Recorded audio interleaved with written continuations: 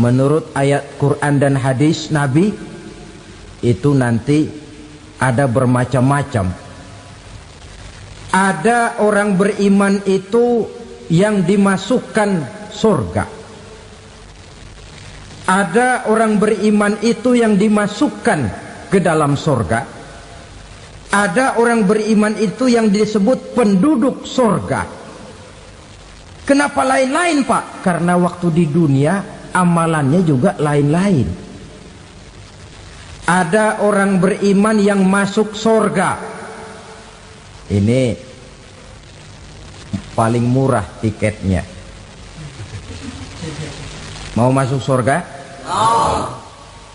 Kata Nabi begini, ma min abdin qala la ilaha illallah thumma mata ala dhalik illa dakhalal jannah.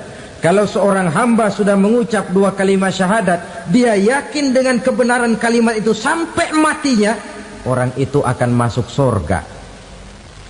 Abi Dzar yang waktu itu diajak bicara heran, ya Rasul kok gampang betul? Iya, walaupun orang itu mencuri, iya, walaupun orang itu berzina, iya, biar dia mencuri, biar dia berzina, kalau dia sudah mengucap dua kalimat syahadat, dia yakin dengan kebenaran kalimat itu sampai matinya, itu orang akan masuk surga.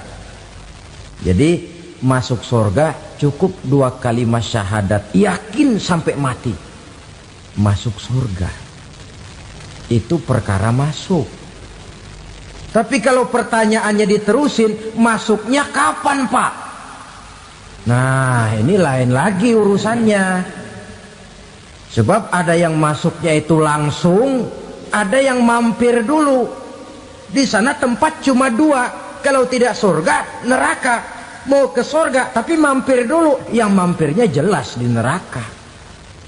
Kenapa? Dalam hadis qudsi ada riwayat, nanti itu di akhirat, setelah Allah selesai mengatur penduduk surga masuk surga, yang neraka masuk neraka, Allah berkata kepada malaikat Malik, malaikat Malik, labaik ya Allah, itu bajingan-bajingan tengik, manusia-manusia durjana yang waktu di dunia tidak mau sujud, jauh dari ulama, gemar melakukan yang munkarat dan maksiat, hidup di tengah masyarakat selalu jadi bibit keonaran, kufur, sudah masuk neraka semua.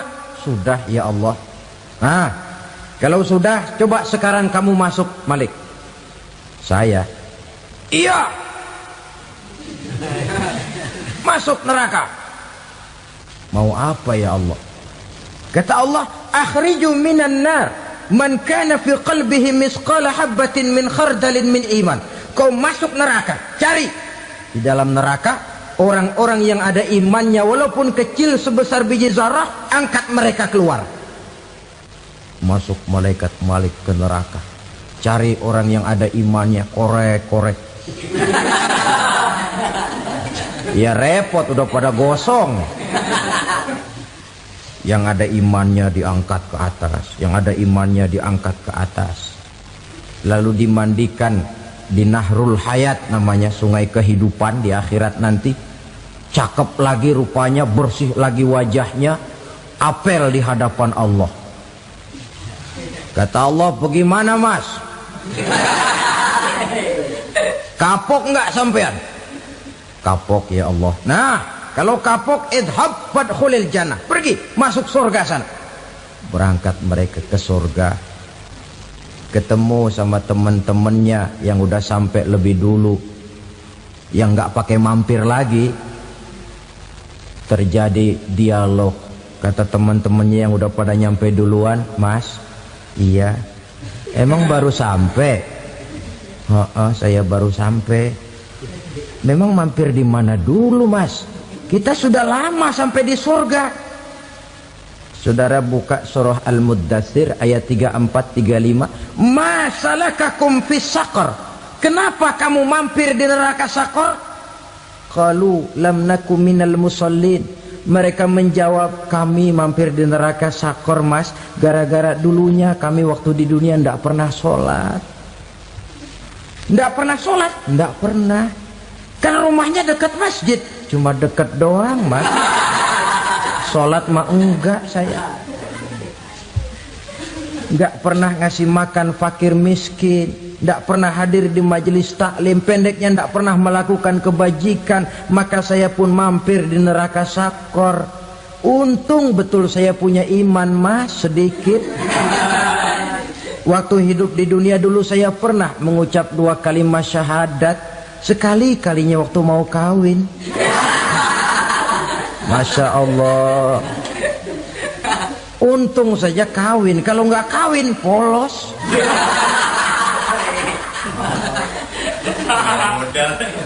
Itu juga pengulu sudah setengah mati ngajarin. Asyhadu alla, asyaduaan, asyaduaan.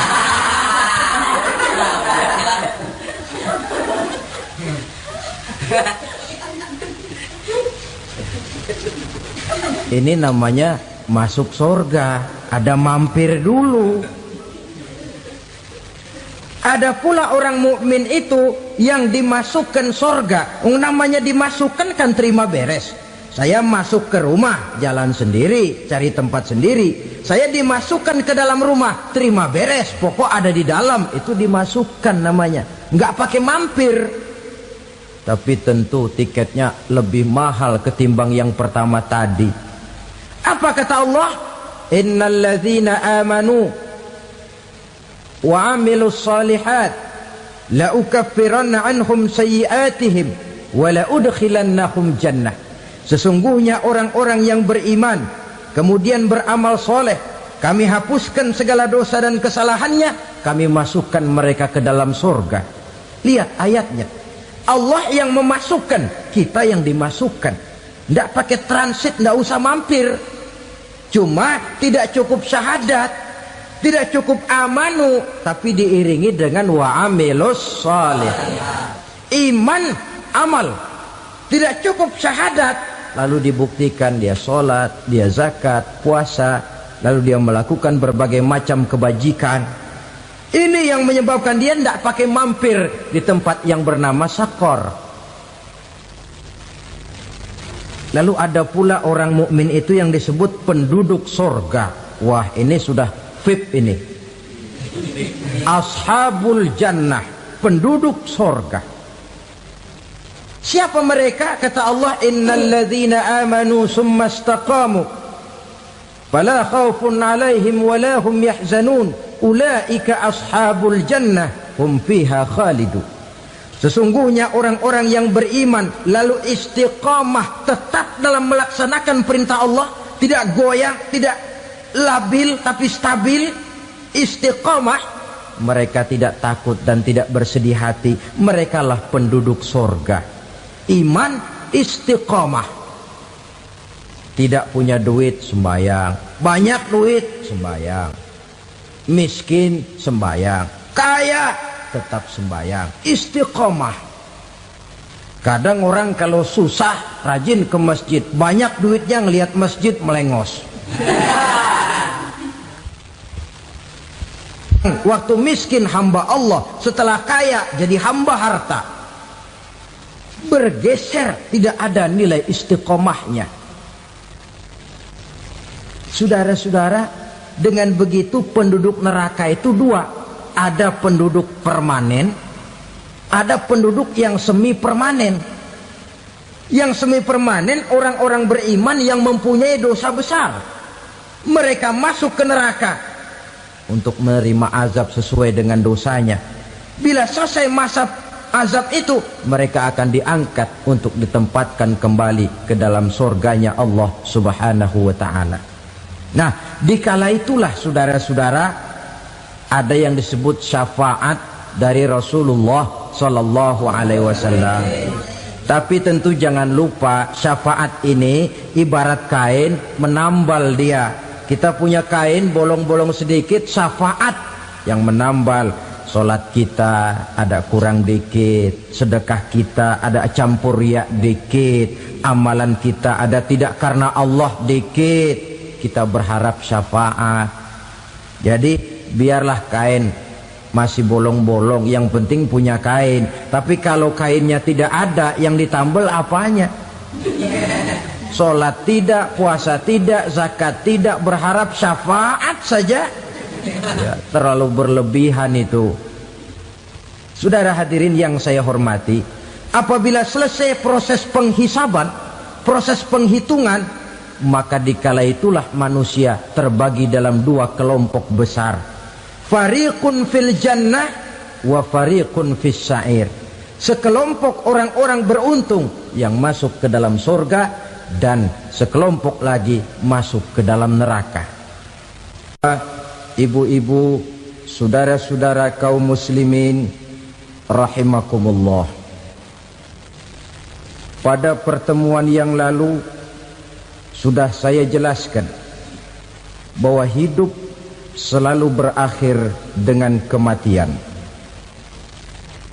Apabila datang kematian menimpa seseorang, datanglah kiamat baginya. Itu yang disebut dengan kiamat kecil. Hakikatnya mati adalah perpindahan dari kehidupan di dunia ini menuju kehidupan di alam barzakh. Menunggu kita di alam barzakh sampai datangnya saat kiamat. Entah 10 tahun, entah 100 tahun, entah 1000 tahun, hanya Allah saja yang maha tahu. Adapun orang-orang beriman yang melakukan amal kebajikan dalam kehidupan di dunia ini, masa penantian yang lama di alam barzakh buat mereka sebentar saja. Tetapi bagi orang-orang kafir yang ingkar, yang tidak beriman kepada Allah, yang hidup di dunia cuma menumpuk-numpuk dosa, tentu penantian di alam barzakh akan merupakan waktu yang sangat lama. Bukankah dalam kehidupan kita waktu itu memang relatif? Contoh misalnya, bagi pemuda-pemudi yang sedang duduk asyik memadu cinta, waktu 4-5 jam saja rasanya cuma 4-5 menit. Tenggelam oleh keasikan. Tapi buat orang yang berbaring di rumah sakit, meratap di balik-balik apa itu tembok derita kata lagu, di balik dinding-dinding penjara, sehari bagai seminggu, seminggu rasa sebulan, sebulan boleh jadi rasa setahun. Penantian yang sangat lama. Kapan kiamat itu akan datang? Ini rahasia Allah. Jangankan kita yang orang awam, baginda Nabi sendiri tidak diberitahu oleh Allah kapan kiamat itu akan terjadi. Tetapi sungguh pun demikian, banyak hadis-hadis yang menjelaskan ciri atau tanda-tanda datangnya kiamat. Nah, kalau sudah bicara soal tanda, tanda kiamat itu ada dua. Pertama yang disebut alamatus sughra, tanda-tanda kecil. Ini waktunya masih ada tenggang. Ada yang dinamakan alamatul kubra, tanda-tanda besar. Artinya kiamat sudah diambang pintu. Apa tanda-tanda kecil dari datangnya hari kiamat itu? Misalnya kata Nabi, apabila ilmu sudah diangkat oleh Allah. Artinya apabila ulama sudah banyak wafat, minat orang belajar agama berkurang, lalu kebodohan nampak merajalela di mana-mana, zina dikerjakan secara terbuka, minuman-minuman keras jadi kebanggaan, itu termasuk di antara tanda-tanda kecil terjadinya hari kiamat. Apalagi misalnya iza waladatil ammatu rabbataha, apabila budak sudah melahirkan tuan. Apa maksudnya? Ada yang mentafsirkan apabila anak sudah bisa membudaki orang tuanya. Orang tua yang melahirkan dia, yang membesarkan dia, demi setelah si anak besar jadi orang berpangkat, bertitel, berharta, berkedudukan, jadilah orang tua itu budaknya. Sehingga sering dibilang kalau orang tua kaya, anak jadi raja. Tapi kalau anak yang kaya, orang tua sering jadi budak. Apalagi munculnya fitnah yang bergelombang, timbul perang antara dua bangsa yang besar, waktu berjalan terasa sangat pendek sekali. Itu merupakan tanda di antara tanda-tanda kiamat. Termasuk di dalamnya sulit membedakan mana laki, mana perempuan. Kan kalau tanda-tanda kayak begini sekarang sudah banyak kita lihat kan. Ulama banyak wafat, penggantinya sulit. Zina dikerjakan berterang-terangan, minuman keras jadi kebanggaan. Banyak anak membudaki orang tuanya, sulit membedakan mana laki mana perempuan. Kadang-kadang dari belakang kita lihat perempuan bener, begitu kita colek nengok jenggotan.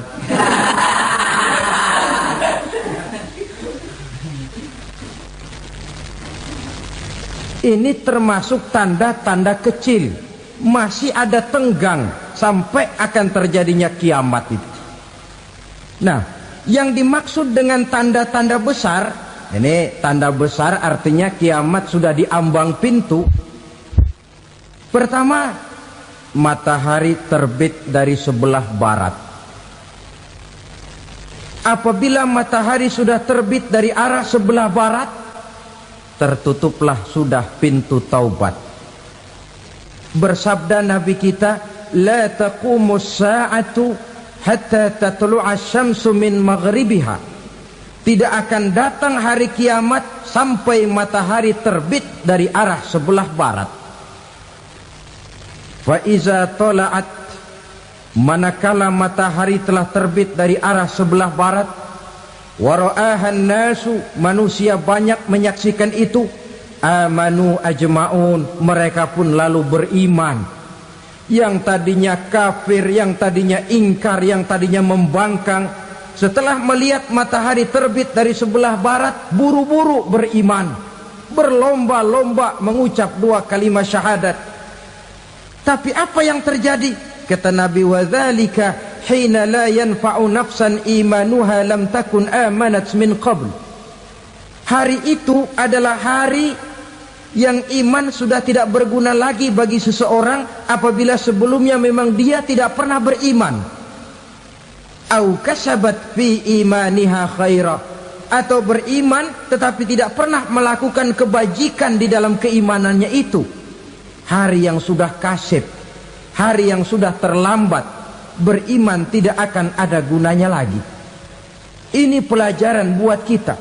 Sebelum sang surya terbit dari sebelah barat, sebelum nafas sampai di tenggorokan, artinya pintu taubat masih terbuka. Kalau dua hal itu sudah terwujud, nafas sudah sampai di kerongkongan atau matahari sudah terbit dari arah sebelah barat, tertutuplah sudah pintu taubat. Tak ada lagi gunanya pangkat, jabatan, harta, bahkan beriman pun dalam suasana macam itu. Too late, kata orang Kulon. Sudah terlambat. Matahari terbit dari arah sebelah barat. Itu tanda besar, artinya kiamat sudah diambang pintu. Lalu apalagi tanda besar? Munculnya Dajjal. Dajjal artinya pendusta-pendusta yang menyesatkan manusia. Ada dua macam Dajjal, saudara. Ada Dajjal kecil. Ini Dajjal kelas 3. Kalau ini sejak zaman Rasulullah sudah ada itu. Tiap zaman ada. Di zaman Rasulullah misalnya ada yang bernama Aswad al-Unsi dari Yaman. Ada yang namanya Musailamah Al-Kazzab dari Yamamah. Ada yang namanya Ibnu Sayyad dari Madinah. Ini dajjal-dajjal di zaman Rasul. Musailamatul Kazzab memproklamirkan diri jadi nabi dia. Di zaman Rasul masih hidup. Ini dajjal zaman Nabi. Di zaman sahabat muncul dajjal-dajjal.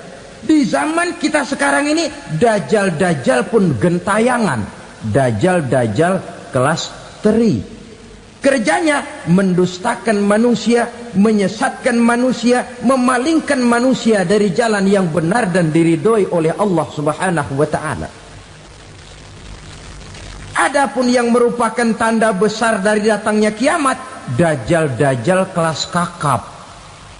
Pembohong-pembohong besar yang menyesatkan masyarakat manusia berpaling dari jalan Allah mengikuti jalan mereka.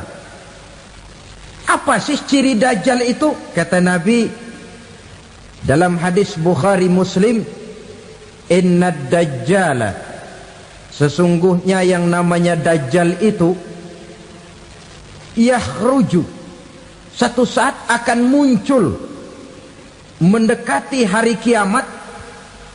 Wa inna ma'ahu ma'an, si dajjal ini membawa air. Wa naran, dan juga membawa api. Dua simbol. Di tangan yang satu dia bawa air, di tangan yang satu dia bawa api. Wa ammal ladzi yarahu an-nasu ma'an fanarun, adapun yang orang banyak lihat air, hakikatnya adalah api. Yang dilihat api, hakikatnya adalah air. Oleh sebab itu, kalau api yang ditawarkan, ambillah air. Kalau air yang ditawarkan, pilihlah api. Maksudnya apa ini? Ini bahasa simbol, saudara-saudara.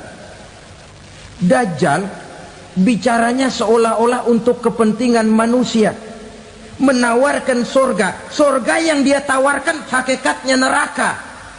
Hai manusia, kalau kau mau bahagia, jangan dekat-dekat dengan agama. Solat itu tidak efektif dan efisien, tidak produktif dari segi ekonomi itu. Menghadiri majelis taklim cuma buang-buang waktu. Tahajud, tasbih, tahlil, baca Quran, apa itu? Pekerjaan mubazir saja. Hidup ini cuma sekali, masa yang cuma sekali, manfaatkan dengan sebaik-baiknya. Mumpung. Dibawanya sifat mumpung, tetapi dalam pengertian yang sangat negatif. Bicaranya seolah-olah untuk kepentingan manusia, tetapi sebenarnya menjerumuskan manusia. Menawarkan air, tapi sebenarnya api. Menawarkan api, tapi hakikatnya air. Buat apa kamu sholat? Buat apa kamu bayar zakat? Buat apa kamu puasa? Surga yang dicanangkan dajjal, hakikatnya neraka. Neraka yang digambarkan dajjal, pada dasarnya adalah surga. Jadi memutarbalikkan fakta itu kerjaan dajjal.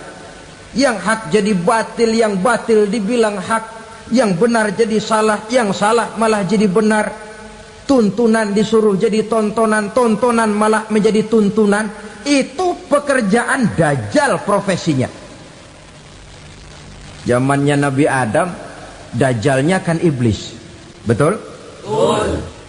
Apa sih gang kerayuan iblis itu? Allah setelah menciptakan Nabi Adam kan bilang, Adam, kau dan istrimu Hawa tinggal di surga ini. Seluruh fasilitas yang ada di surga persilahkan kau nikmati. Satu yang tidak boleh, jangan coba-coba dekati pohon khuldi. Dekat saja jangan, apalagi sampai memetiknya. Datang dajjal yang namanya iblis ini. Adam, kamu tahu nggak kenapa tidak boleh makan buah khuldi? Ya nggak tahu, pokoknya saya dilarang. Bodoh kamu Dam.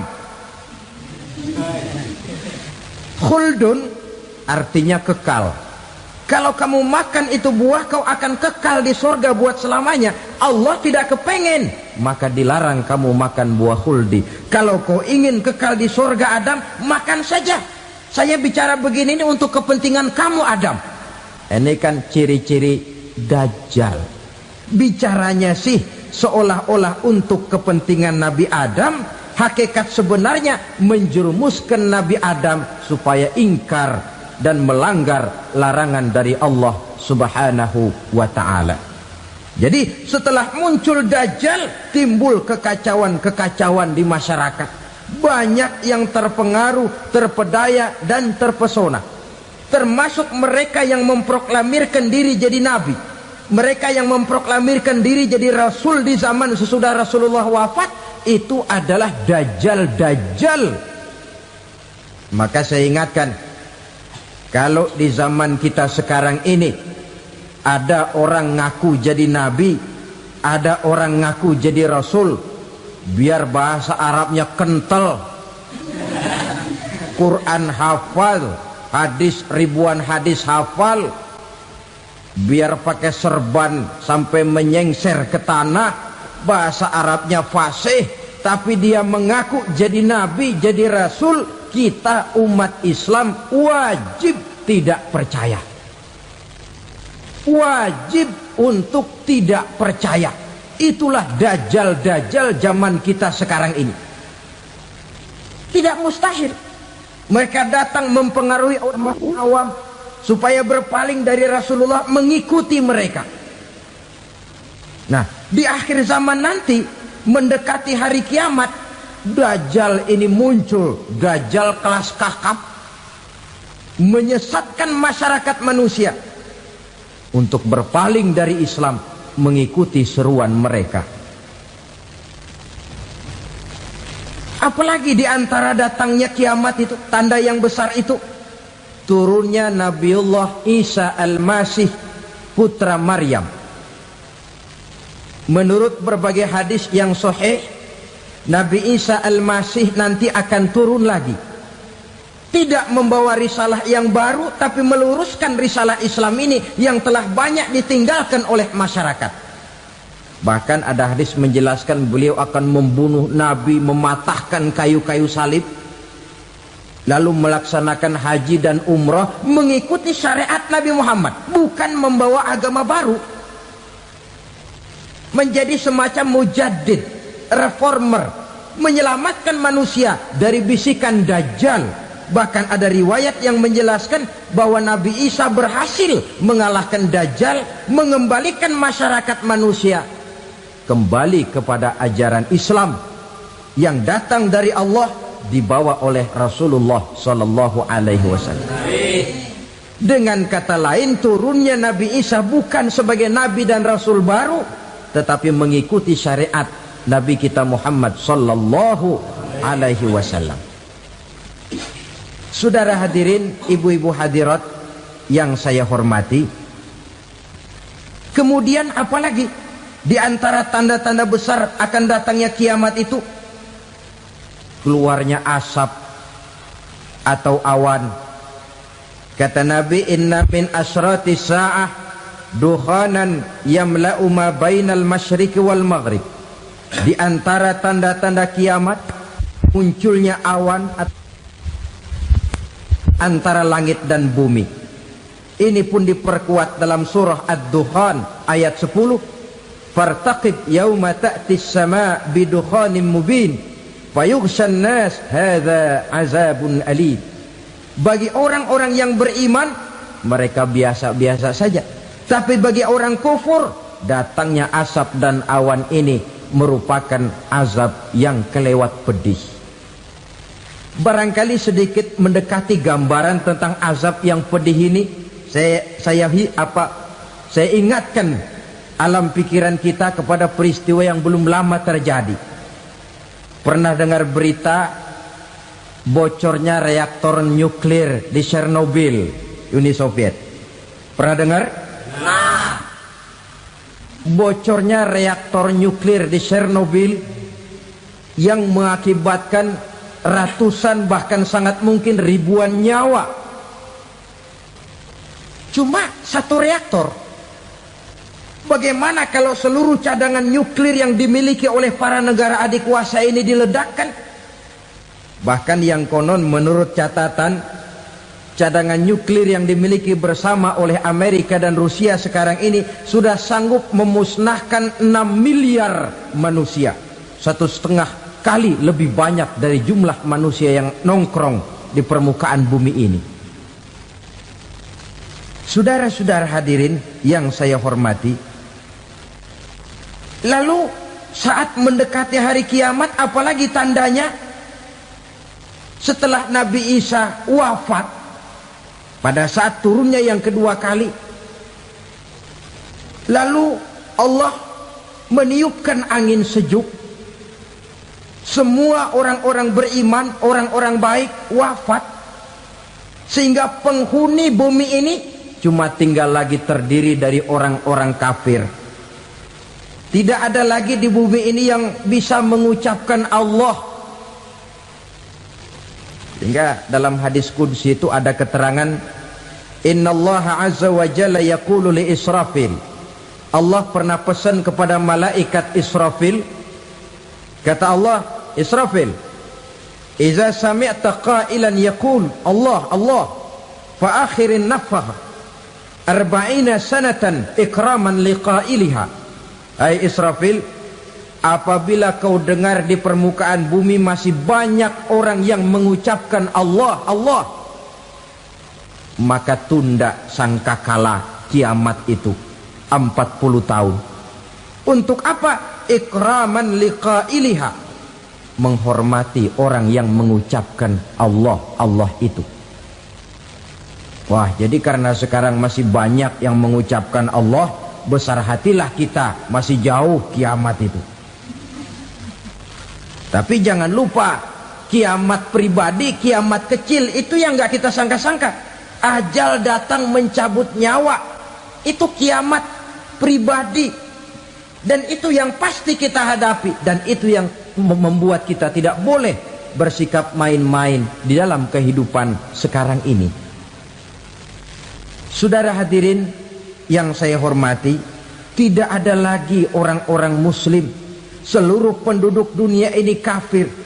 Lalu terciptalah struktur sosial yang berlandaskan prinsip hidup semau gue.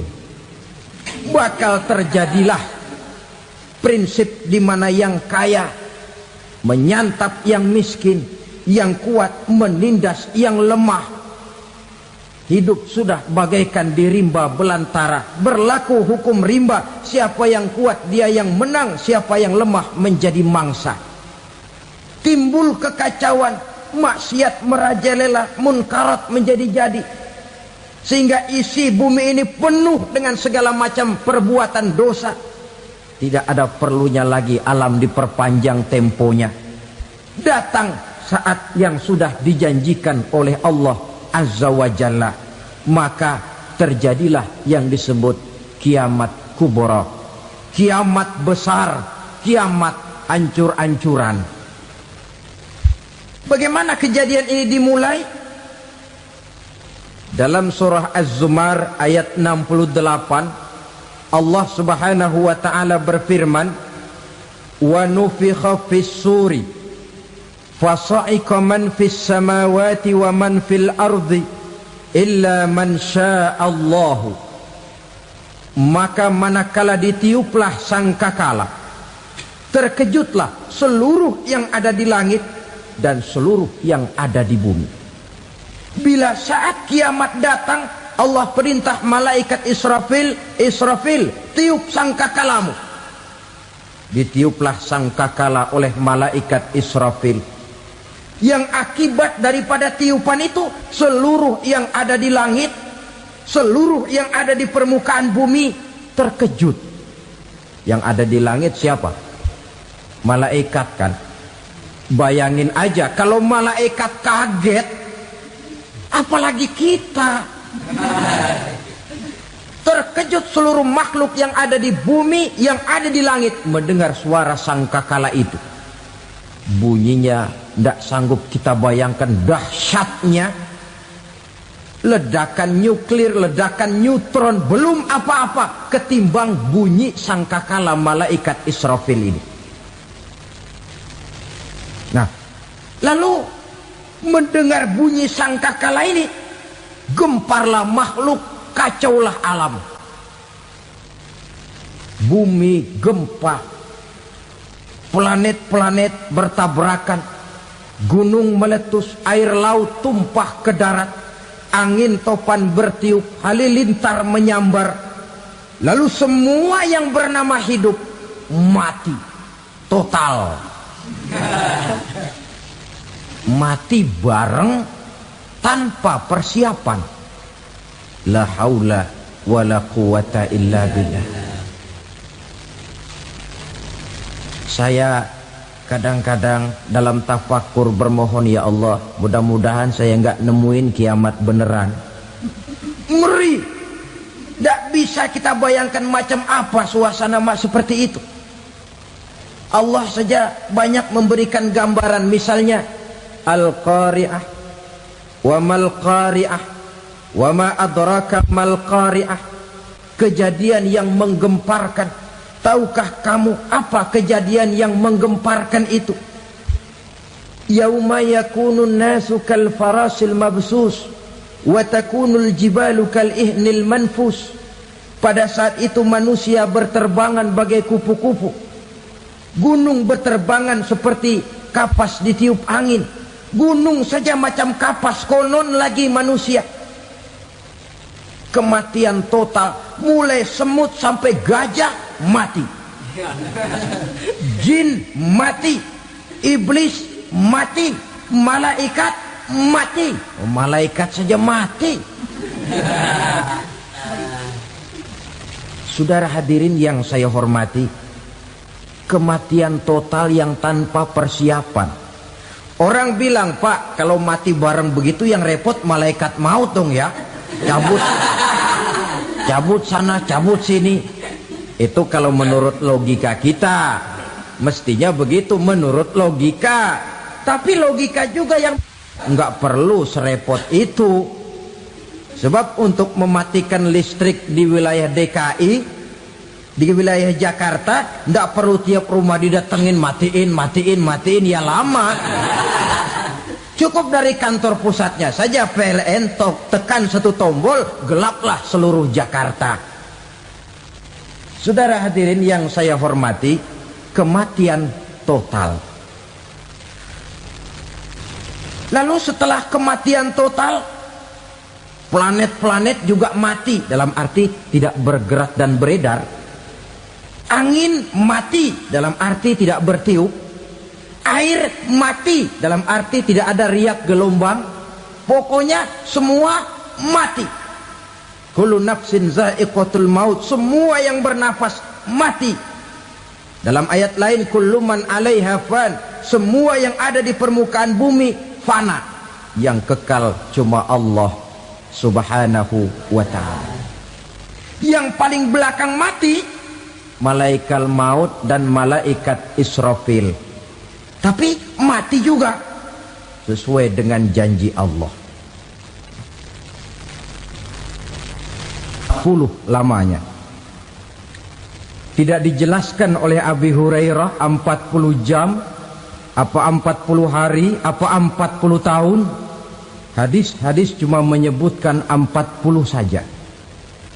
Sunyi alam, yang tinggal cuma Allah saja lagi. Ketika itu Allah berseru-seru, katanya, limanil mulkul yauma, siapa para penguasa hari ini? Mana itu raja-raja dan penguasa yang dulu mengaku jadi Tuhan? Fir'aun, mana Fir'aun sekarang? Yang dulu jadi raja, merasa berhasil, sombong, lalu tidak mau turun-turun dari kekuasaannya, sampai kepada puncak kekurang ajarannya mengangkat diri jadi Tuhan. Mana itu Fir'aun? Namrus, mana sekarang Namrus? La ilaha illa ana, ternyata tidak ada Tuhan lain selain daripada aku, kata Allah. Proses kemudian, saudara-saudara, turunlah hujan dari langit. 40 lamanya hujan itu. Tidak jelas juga 40 jam apa 40 hari. Setelah air turun membasahi, datanglah tiupan sangkakala yang kedua.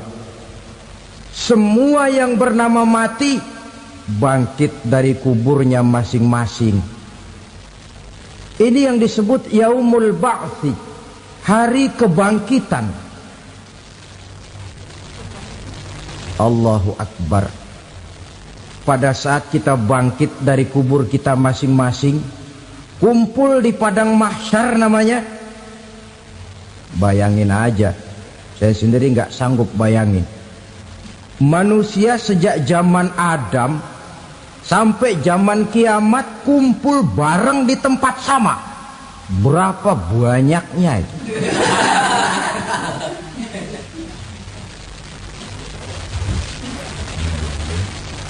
Dan yang luar biasa menurut satu riwayat, pada saat bangkit itu, Masya Allah, roman muka kita berubah, disesuaikan dengan amalan kita waktu di dunia ini. Barang siapa yang waktu di dunia amalannya itu amalan tikus, di akhirat nanti dia bangkit dari kubur, mukanya seperti muka tikus. Gagah betul badannya, tapi mukanya seperti tikus. Kenapa? Amalannya waktu di dunia seperti amalan tikus. Apa amalan tikus itu? Suka ngegeragoti barang yang sudah disimpan rapi-rapi. Orang sudah simpan uang rapi-rapi, simpan perhiasan rapi-rapi, digeragoti oleh tikus. Maling-maling, pencoleng-pencoleng, koruptor-koruptor. Itu nanti di akhirat nanti kita lihat mukanya seperti muka tikus. Oh ini waktu di dunia suka nyolong, mukanya seperti muka tikus. Barang siapa yang waktu di dunia ini amalannya itu amalan macan, dia akan bangkit nanti mukanya seperti muka macan. Apa amalan macan? Macan itu amalannya menang-menangan. Orang yang mau menang saja nggak mau mengalah. Coba lihat di hutan. Kenal hutan nggak? Di hutan, raja hutan di mana-mana pasti macan. Betul kan?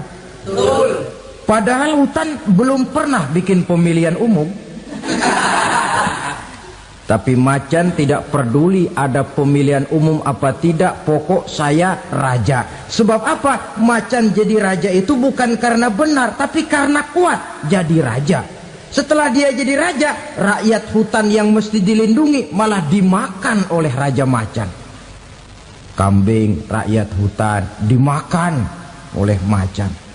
Ayam rakyat hutan dimakan oleh macan. Itu nanti kita lihat di akhirat itu mukanya seperti muka macan, gagah betul.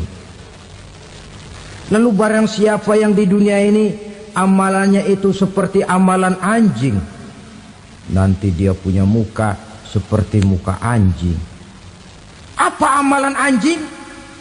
Pertama, anjing itu kalau disuruh jaga rumah, dia tidak bisa membedakan mana maling, mana tamu. Biar yang datang maling, kalau bawa tulang, anjing kalem. Yang kedua, anjing itu akan setia kepada siapa saja yang memberinya roti. Siapa yang memberinya roti, itulah majikannya. Apa kata majikannya pasti dia laksanakan. Soal benar atau salah dia tidak peduli. Setelah anjing dapat roti, dia tidak punya pilihan lain kecuali bilang, abdi mah kumaha juragan wae ayeuna mah.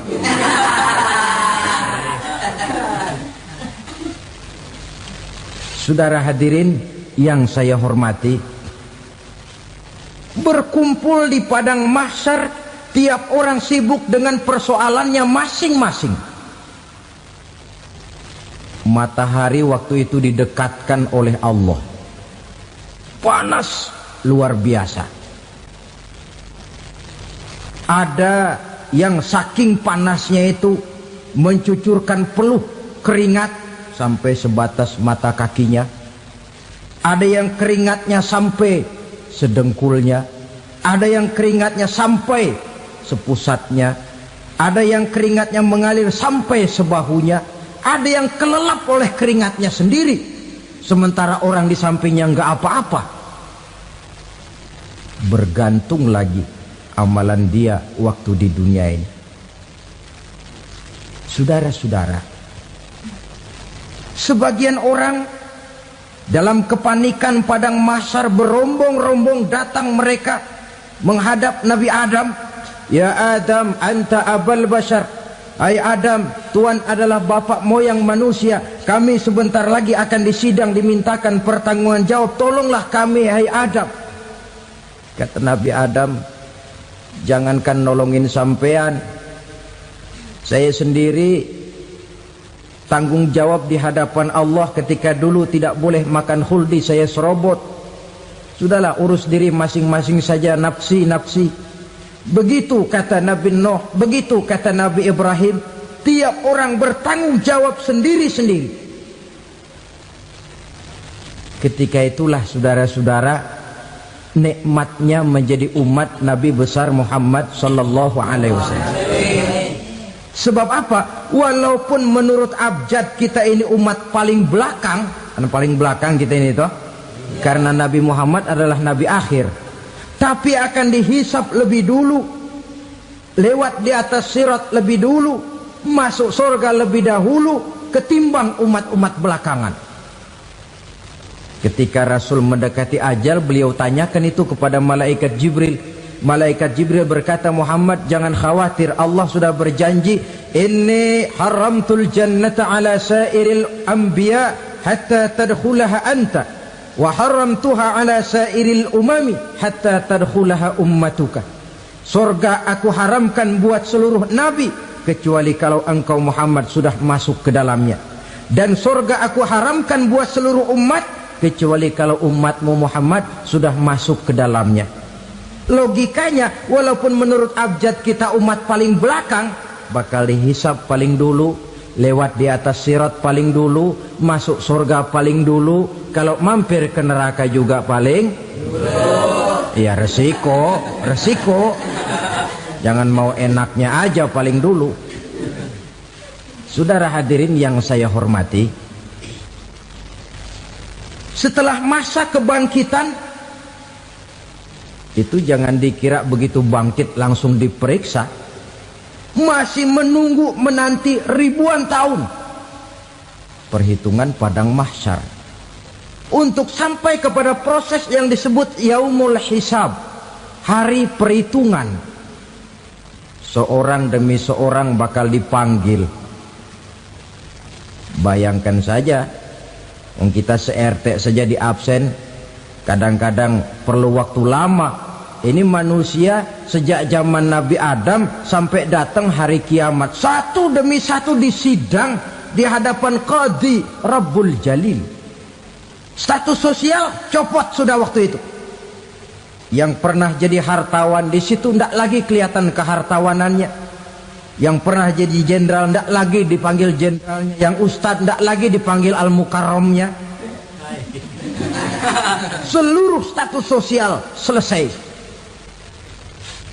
Dipanggillah kita seorang demi seorang menghadap Qadhi Rabbul Jalil. Bagaimana proses penghisaban itu? Pertama, proses tanya jawab.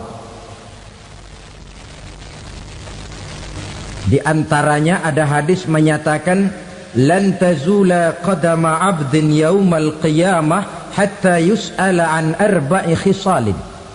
Besok di hari kiamat tidak akan bergeser telapak kaki seorang hamba sampai dia ditanya lebih dulu tentang 4 persoalan. Tentang ilmunya, kemana ilmu itu diamalkan. Tentang umurnya, di mana umur itu dihabiskan. Tentang masa mudanya, kemana masa muda itu dipakai. tentang hartanya, dari mana harta itu didapat dan kemana harta itu dibelanjakan.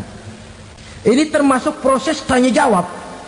Jadi kalau istilah pengadilan dunia, nama Fulan bin Fulan. Kamu waktu di dunia diberikan umur panjang untuk apa? Pernah mengalami masa muda, kemana kau habiskan masa remajamu? Kau diamanahkan ilmu, dengan apa ilmumu kau amalkan? Kau diberikan harta, dari mana harta kau dapat, kemana kau belanjakan? Tak seorang pun yang bisa mungkir. Sebab apa? Dikala itu yang menjadi saksi bukan orang. Yang menjadi saksi adalah seluruh anggota badan kita. Tangan bicara, kaki jadi saksi terhadap seluruh amalan yang pernah kita kerjakan pada saat kehidupan di alam dunia ini. Selesai proses tanya jawab, lalu diperlihatkan buku catatan kita waktu hidup di dunia ini. Jangan lupa Allah itu menyiapkan 2 superkomputer kepada kita. Sebelah ditempelin sebelah kanan, yang sebelah tempelin di sebelah kiri. Komputer itu namanya Raqib dan Atid. 2 malaikat yang apabila baik kita lakukan, refleks saja akan menulis kebajikan kita. Jahat kita kerjakan, akan tertulis. Catatan itu nanti diperlihatkan kepada kita. Waduh, alangkah malunya pada saat diperlihatkan catatan kita, buku rapot kita merah melulu. Barangkali diperiksa sambil diomelin, brengsek lo. Buku merah melulu begini, bagaimana waktu hidup di dunia? Tidak cukup diperlihatkan buku catatan kehidupan, rekaman kehidupan. Rekaman kehidupan kita secara utuh sejak terlahir sampai ajal datang merenggut nyawa. Barangkali mirip dengan video sekarang ini, di mana terekam dengan baik seluruh kegiatan kita, sejak yang sekecil-kecilnya sampai kepada yang sebesar-besarnya. Untuk kemudian kita pun menerima balasan. In khairan fa khairun wa in syarran fa syarrun. Kalau baik ya baik balasannya, kalau jahat ya jahat juga balasannya. Catatan-catatan kita diberikan. Kalau banyak kebajikannya diberikan di tangan kanan dengan cara yang halus. Kalau banyak kejahatannya diberikan dari sebelah kiri atau dilempar dari belakang. Itulah sebabnya sejak di dunia ini kita sudah mohon kepada Allah. Ketika berwudu membasuh tangan kanan, apa kita bilang? Allahumma a'tini kitabi biyamini wa hasibni hisaban yasira. Ya Allah, berikan saya kitab di tangan kanan, dan kalau saya memang perlu dihisap, hisaplah saya yang seringan-ringannya. Tangan kiri berlindung kita kepada Allah. Jangan sampai diberikan kitab di tangan kiri atau dari arah sebelah belakang. Wa a'udzubika an tu'tiya kitabi bishimali aw min wara'i zuhri, dari arah sebelah belakang. Na'udzubillah min dzalik. Setelah selesai lewat proses penghisaban, lewat mizan, timbangan, maka yang sudah selesai dihisab itu bergeraklah menuju sirat, jembatan yang terbentang menuju surga melalui neraka. Saudara-saudara, panjangnya perjalanan sirat itu memakan waktu ratusan tahun. Tetapi orang yang lewat di atas sirat pun macam-macam, bergantung amalannya ketika di dunia ini. Ada yang lewat di atas sirat itu kal barqil khatib, seperti kilat yang menyambar, lep, sudah sampai dia di surga. Cepat bukan main. Ada yang lewat di atas sirat itu seperti orang lari-lari. Ada yang lewat di atas sirat itu seperti orang jalan biasa. Ada yang sambil merangkak, ada yang sambil ngesor, ada yang sambil gelayutan, ada yang selamat sampai ke ujung ke surga, ada yang tergelincir jatuh masuk ke dalam neraka, bergantung amalannya dalam kehidupan di dunia sekarang ini. Tiap kita akan melewati yang namanya sirat ini. Saudara-saudara kaum muslimin yang saya hormati, dengan demikian mereka yang selamat melalui sirat sampai ke terminal akhir surga, mereka yang ketika dihisab ternyata banyak kejahatannya daripada kebaikannya, mereka singgah di dalam neraka. Nah, adapun orang-orang yang beriman menurut ayat Quran dan hadis Nabi itu nanti ada bermacam-macam. Ada orang beriman itu yang dimasukkan surga. Ada orang beriman itu yang dimasukkan ke dalam surga. Ada orang beriman itu yang disebut penduduk surga. Kenapa lain-lain, Pak? Karena waktu di dunia amalannya juga lain-lain. Ada orang beriman yang masuk surga. Ini paling murah tiketnya. Mau masuk surga? Kata Nabi begini, ma min abdin qala la ilaha illallah thumma mata ala dhalik illa dakhala al-jannah. Kalau seorang hamba sudah mengucap dua kalimat syahadat, dia yakin dengan kebenaran kalimat itu sampai matinya, orang itu akan masuk surga. Abi Dzar yang waktu itu diajak bicara heran, ya Rasul kok gampang betul? Iya, walaupun orang itu mencuri, iya, walaupun orang itu berzina, iya, biar dia mencuri, biar dia berzina, kalau dia sudah mengucap dua kalimat syahadat, dia yakin dengan kebenaran kalimat itu sampai matinya, itu orang akan masuk surga. Jadi masuk surga cukup dua kalimat syahadat, yakin sampai mati, masuk surga. Itu perkara masuk. Tapi kalau pertanyaannya diterusin, masuknya kapan, Pak? Nah, ini lain lagi urusannya. Sebab ada yang masuknya itu langsung, ada yang mampir dulu. Di sana tempat cuma dua, kalau tidak surga, neraka. Mau ke surga tapi mampir dulu, yang mampirnya jelas di neraka. Kenapa? Dalam hadis qudsi ada riwayat, nanti itu di akhirat, setelah Allah selesai mengatur penduduk surga masuk surga, yang neraka masuk neraka, Allah berkata kepada malaikat Malik, malaikat Malik, labaik ya Allah, itu bajingan-bajingan tengik, manusia-manusia durjana yang waktu di dunia tidak mau sujud, jauh dari ulama, gemar melakukan yang munkarat dan maksiat, hidup di tengah masyarakat selalu jadi bibit keonaran, kufur, sudah masuk neraka semua. Sudah ya Allah. Nah, kalau sudah, coba sekarang kamu masuk, Malik. Saya, iya, masuk neraka. Mau apa ya Allah? Kata Allah, akhriju minan nar man kana fi qalbihi misqala habatin min khardalin min iman. Kau masuk neraka, cari di dalam neraka orang-orang yang ada imannya walaupun kecil sebesar biji zarah, angkat mereka keluar. Masuk malaikat Malik ke neraka, cari orang yang ada imannya, korek-korek. Ya repot, udah pada gosong.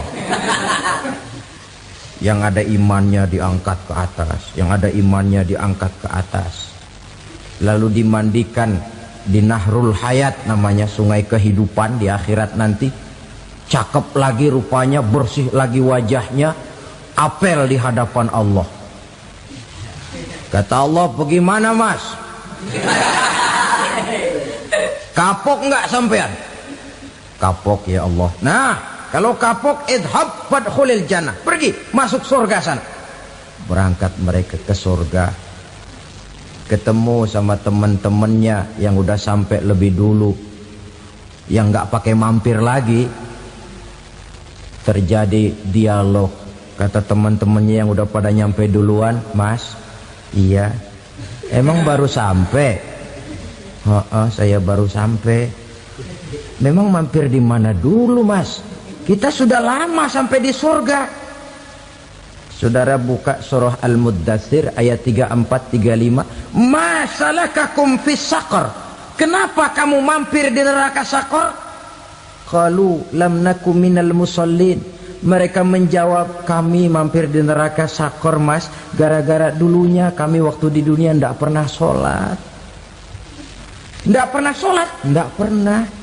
Kan rumahnya dekat masjid. Cuma dekat doang, Mas. Sholat mah enggak saya. Enggak pernah ngasih makan fakir miskin, enggak pernah hadir di majelis taklim, pendeknya enggak pernah melakukan kebajikan, maka saya pun mampir di neraka Saqar. Untung betul saya punya iman, Mas, sedikit. Waktu hidup di dunia dulu saya pernah mengucap 2 kalimat syahadat, sekali-kalinya waktu mau kawin. Masya Allah. Untung saja kawin, kalau nggak kawin polos.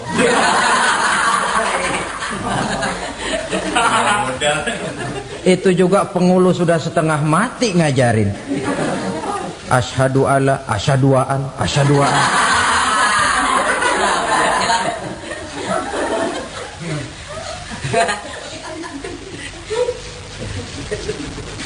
Ini namanya masuk surga, ada mampir dulu. Ada pula orang mukmin itu yang dimasukkan surga. Namanya dimasukkan kan terima beres. Saya masuk ke rumah, jalan sendiri, cari tempat sendiri. Saya dimasukkan ke dalam rumah, terima beres, pokok ada di dalam, itu dimasukkan namanya. Nggak pakai mampir. Tapi tentu tiketnya lebih mahal ketimbang yang pertama tadi. Apa kata Allah? Innal ladzina amanu wa amilus salihat la ukaffiranna anhum sayyi'atihim wa la udkhilannahum jannah. Sesungguhnya orang-orang yang beriman kemudian beramal soleh, kami hapuskan segala dosa dan kesalahannya, kami masukkan mereka ke dalam surga. Lihat ayatnya, Allah yang memasukkan, kita yang dimasukkan. Tidak pakai transit, tidak usah mampir. Cuma tidak cukup syahadat, tidak cukup amanu, tapi diiringi dengan wa'amilus salih. Iman, amal. Tidak cukup syahadat, lalu dibuktikan dia sholat, dia zakat, puasa, lalu dia melakukan berbagai macam kebajikan. Ini yang menyebabkan dia tidak pakai mampir di tempat yang bernama Saqar. Lalu ada pula orang mukmin itu yang disebut penduduk surga. Wah, ini sudah VIP ini. Ashabul jannah, penduduk surga. Siapa mereka? Kata Allah, innal ladzina amanu summa istaqamu fala khaufun 'alaihim wala hum yahzanun ulaika ashabul jannah hum fiha khalidun. Sesungguhnya orang-orang yang beriman lalu istiqamah, tetap dalam melaksanakan perintah Allah, tidak goyah, tidak labil tapi stabil, istiqamah, mereka tidak takut dan tidak bersedih hati. Merekalah penduduk surga. Iman, istiqamah.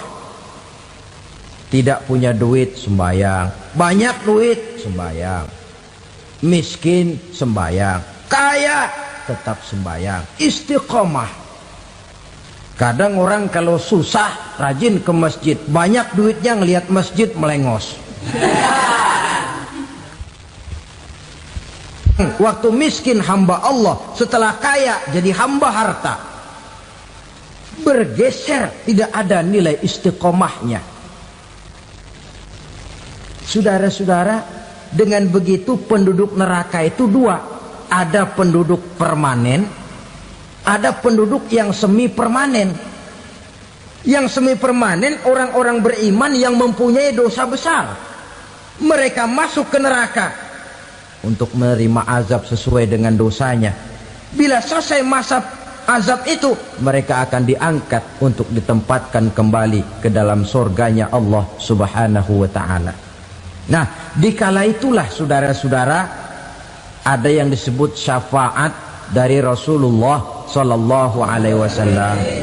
Tapi tentu jangan lupa, syafaat ini ibarat kain